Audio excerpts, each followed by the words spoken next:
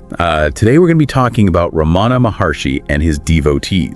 And the source material we're going to be using for this is a biography called Ramana Maharshi, The Devotees and Their Stories by Arthur Osborne. Sounds good. So what I think is so interesting is Ramana Maharshi never sought followers.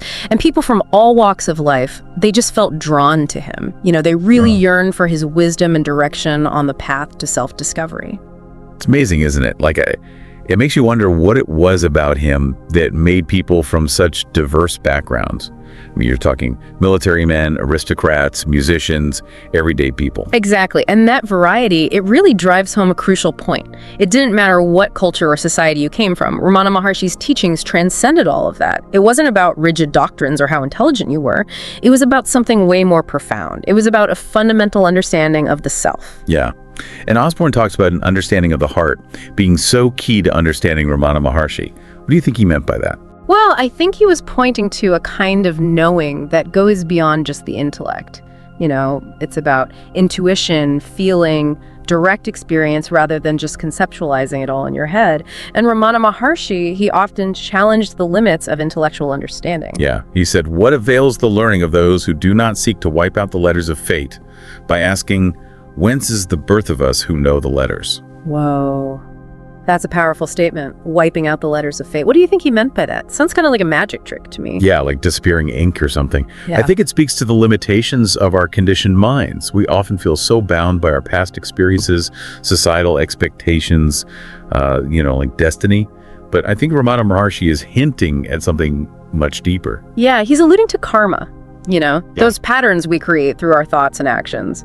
It can feel like an unchangeable script, like you were saying, those letters of fate. But he's saying that we can move beyond those limitations. We can transcend the script and inquire into our true nature. And that inquiry leads to self-realization, which, according to Ramana Maharshi, is not just reserved for some intellectual elite. It's accessible to anyone. Right. It doesn't matter where you come from or what your background is. It's about recognizing our inherent divinity, that spark of pure consciousness that exists in all of us. And that brings us to the amazing stories of Ramana Maharshi's devotees. They really do represent every kind of person imaginable. For instance, there's Viswanathan, a young man who came to Arunachala and just decided to stay. Ramana Maharshi actually said about him, "At least you knew Sanskrit when you left home. When I left home, I knew nothing." He had a good sense of humor. He did. Yeah. And there's also Muruganar, the Tamil poet, and Minarvasi Ramaswamy Iyer, the musician. They played a really important part in preserving and transmitting Ramana Maharshi's teachings. It's so inspiring. They really found a way to express those deep truths through their art. Right. It's amazing how creative expression can communicate those kinds of spiritual insights. And then there's the story of Ramaswamy Pillai, who showed up in 1911. Ramana Maharshi had hurt his foot, and Pillai, just on his own, built a path up the hillside to make it easier for him to keep walking. Wow. That just goes to show how devoted he was. It wasn't about any big gestures or attention. It was just about seeing a need and doing something about it. And speaking of unwavering faith, there's the story of Ranga Iyer, a childhood friend of Ramana Maharshi. They say that when he saw him again after all those years, he instantly knew, recognized his friend's inherent divinity. And his brother, Maniar, he was actually skeptical at first. They show us the two sides of how you might react to meeting a spiritual teacher. One is just knowing right away, and the other is slowly discovering it over time. Yeah, and it just shows that spiritual truth is so personal. It's not about convincing anyone or forcing them to believe anything. It's about each person's own journey, and it unfolds in its own time. And speaking of journeys, Arthur Osborne, the author of our biography, was very connected to Ramana Maharshi. His kids were actually the only European kids living in Tiruvannamalai at that time. Really? Wow, that adds a whole other personal level to the story, doesn't it? I mean, he wasn't just some outside observer. He was right there, experiencing it all with his family. Right, and he tells this wonderful anecdote about his little daughter, Farinya. She said that Ramana Maharshi is not in the world. And apparently that really delighted him. Oh, that's cute. Kids really can see things so clearly sometimes in a way that adults miss. It's like they haven't built up all those layers of mental stuff yet. Exactly. And it shows how much Ramana Maharshi valued sincerity and simplicity. It wasn't about these big displays or proclamations. And he wasn't into his followers being eccentric. He encouraged them to live ordinary lives. He didn't want them to stand apart from everyone else. Yeah. He wanted people to take their spiritual understanding and weave it into their daily lives. It wasn't about running away from the world, it was about changing from within. He also said that progress on this path isn't always obvious right away. There's this story about a devotee who was worried because he didn't feel like he was making any progress. And Ramana Maharshi simply asked him, "How do you know there's no progress?" It's a good point. I mean, how can you really measure it? Right. It reminds us that spiritual growth can be subtle and that it happens at its own pace. It's not about getting what you want right away. It's about keeping at it and having faith in the process. Yeah. We can all learn from that, can't we? It's so easy to get impatient and want to see results, but some things just take time, especially interchange. Exactly. And that leads us to another important part of Ramana Maharshi's teachings, the power of silence. He called it muna. Silence. Now, when we think of silence, I mean, I think of a monastery or a retreat or something like that. But Ramana Maharshi wasn't just talking about being quiet on the outside, was he? No, not at all. He was really talking about inner silence, like cultivating stillness within, no matter where you are or what's going on around you. Even in the middle of Times Square, you can still find that inner silence. Yeah, that's a really powerful image. And it makes it feel a lot more achievable for people like us who aren't, living in a secluded ashram somewhere. Mm-hmm. But it also makes me think of meditation. Is that what he was getting at? Yeah, he definitely advocated for meditation, but even more than that, he really encouraged a constant awareness of the self. So it wasn't about shutting everything out for specific periods of time. It was more about developing an inner quiet that could be with you all the time. So even when you're going about your day, working, talking to people, you can still be working on that inner stillness. Precisely. Yeah. And that brings up another important thing. Ramana Maharshi wasn't a fan of those extreme spiritual practices. He actually discouraged Major Chadwick from going completely silent.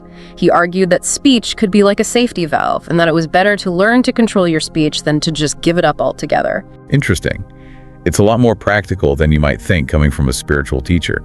It shows how grounded he was and that he really understood human nature. Yeah, he didn't want people to get caught up in all those rituals and stuff. He wanted to guide them toward that inner stillness, which, like we were talking about, is something anyone can find no matter where they are. And even though he really emphasized personal effort on this journey, there are also some pretty amazing stories about him, seeming to intervene in the lives of his devotees.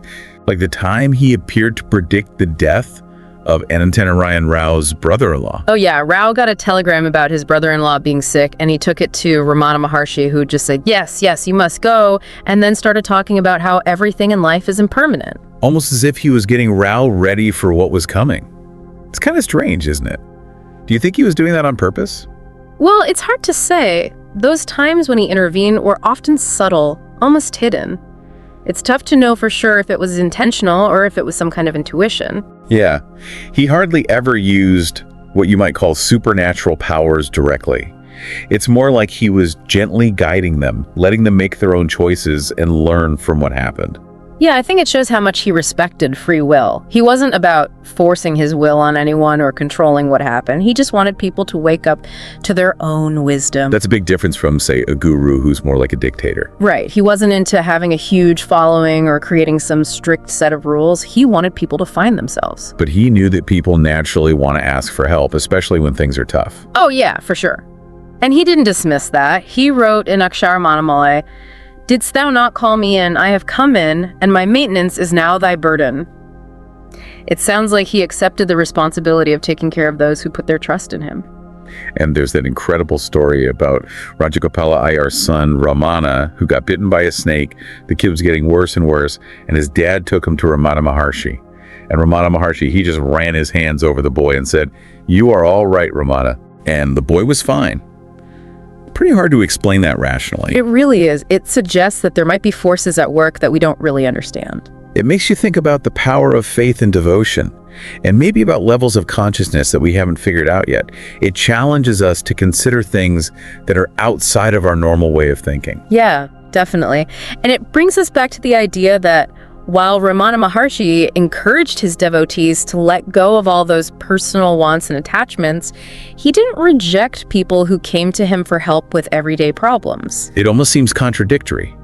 He's teaching about letting go, and yet he's so compassionate and willing to help people who are hurting. It's like a beautiful balance. It's about realizing that we're spiritual beings having a human experience and that we all need help navigating life sometimes. Yeah, it shows how much depth there was to his teachings.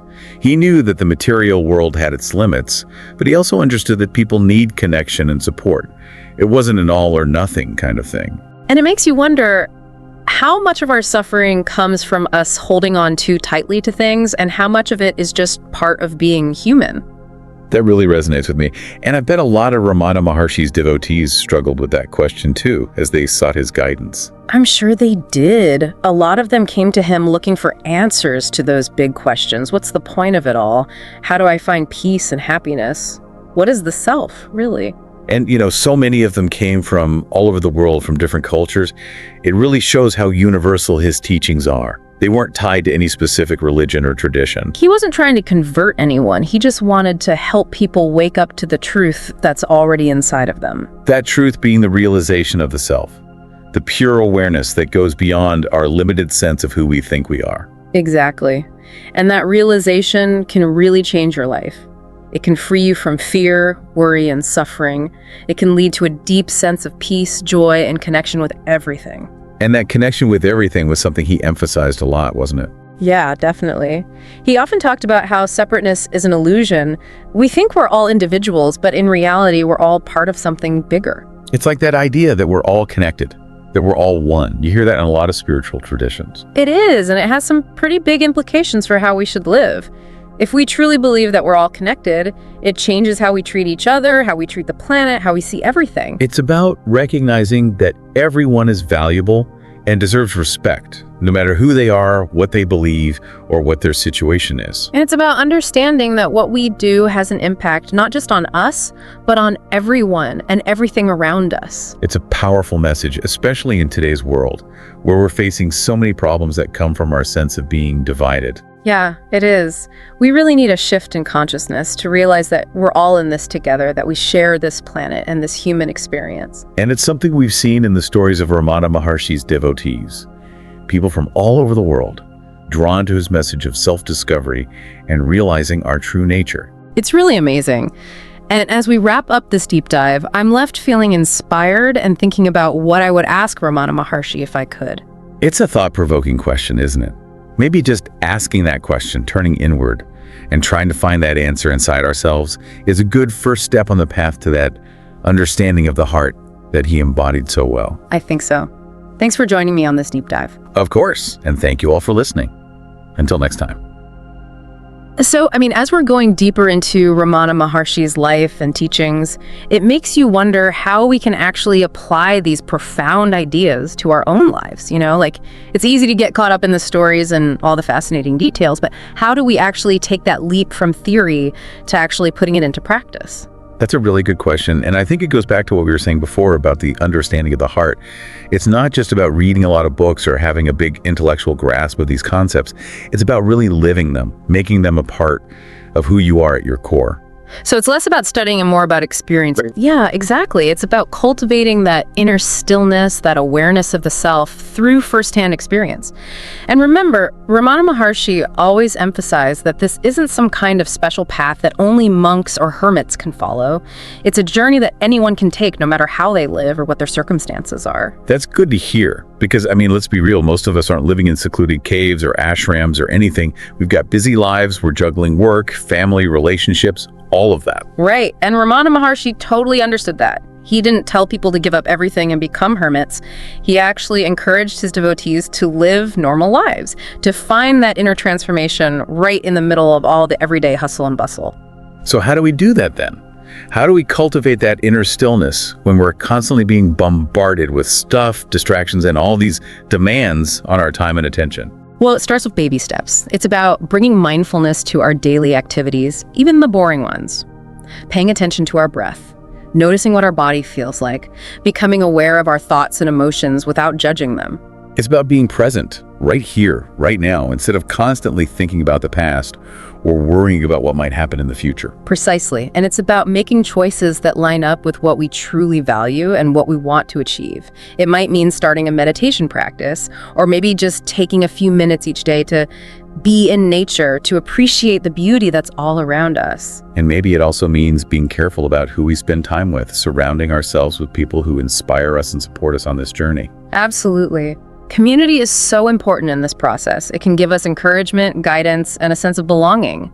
And remember, it doesn't have to be some official group or organization. It could just be a few close friends or family members, or even online communities where people share the same values and goals. The important thing is to find those connections that lift us up and help us grow. And to remember that we're not going through this alone. Lots of people have walked this path before us, and their experiences can teach us so much and give us inspiration. Think about all those devotees we talked about today, all those different backgrounds, their struggles, their victories. They all found their way to Ramana Maharshi, and through his guidance, they came to a deeper understanding of themselves and what reality is really all about. Yeah, their stories really show us that transformation is possible, that we can all wake up, anyone who's willing to set out on this journey of self-discovery. It's a journey worth taking, don't you think? For sure. It can lead to such deep peace, joy, and fulfillment. It can help us tap into our true potential and live a life that has meaning and purpose. And even though it might not always be easy, what you gain from it is priceless. So as we wrap up our deep dive into Ramana Maharshi's life and teachings, I'm just filled with awe and inspiration. Me too.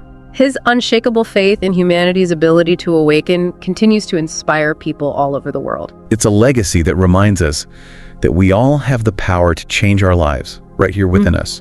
And, if you had the chance to meet Ramana Maharshi today, what would you ask him? That's a powerful question to think about. Maybe just asking that question, turning our attention inward and trying to find that answer inside ourselves is the first step toward that understanding of the heart that he lived so fully. Well, thank you for joining me on this deep dive. It's been great having you. It's been a pleasure. And to everyone listening, thanks for joining us, and we'll see you next time. I hope you like this chapter. We need volunteers and sponsors to create content with even better quality and with more variety. If you wish to join this initiative as a volunteer or sponsor, please click the links given in description below.